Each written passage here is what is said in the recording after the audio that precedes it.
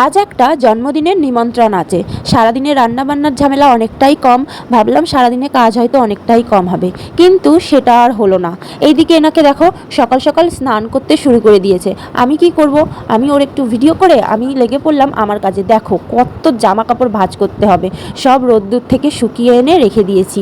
টানা এক সপ্তাহ ধরে যা পরিমাণ বৃষ্টি হলো, অনেক জামা কাপড় জমে গেছিলো, তাই যখনই একটু রোদ হয়েছে সব জামা কাপড় ধুয়ে দিয়েছি, সেগুলোই শুকিয়ে ঘরে এনেছি। এবার সেগুলো ভাঁজ করছি। সব জামা এক এক করে ভাঁজ করা দেখাতে গেলে এই ভিডিওটা হয়তো 1 ঘন্টা দিয়ে পৌঁছে যাবে। সব ভিডিও তোমাদের সাথে শেয়ার করতে পারলাম না। আর হ্যাঁ, তোমাকেই বলছি, ভিডিওটা দেখতে দেখতে এতদূর যখন চলেই এসেছো, একটা লাইক করেই যাও। যদি ভালো লেগে থাকে তাহলে অবশ্যই কিন্তু একটা কমেন্ট করে দিও, ভুলো না কিন্তু। দেখো জামাকাপড়গুলো ভাঁজ করতে করতে কি আলতু ফালতু কথা বকবক করছি তোমাদের সাথে, তাই না? প্লিজ কেউ কিন্তু কিছু মনে করো না। দেখো পুরো জামাকাপড় ভাঁজ করা তোমাদের সাথে দেখাতে পারলাম না, কিন্তু ভাঁজ করে সাজানোর পর গোছানো আলনাটা তোমাদেরকে দেখাচ্ছি। দেখো আমার একই ঘর, তোমাদের কি রোজ রোজ দেখতে বোর লাগে? কেউ কিন্তু বোর হয়েও না প্লিজ। কি করব বলো, তোমাদের মতো অত সুন্দর ঘর তো আমার নেই, যেটুকু আছে সেটাই তোমাদের দেখাই।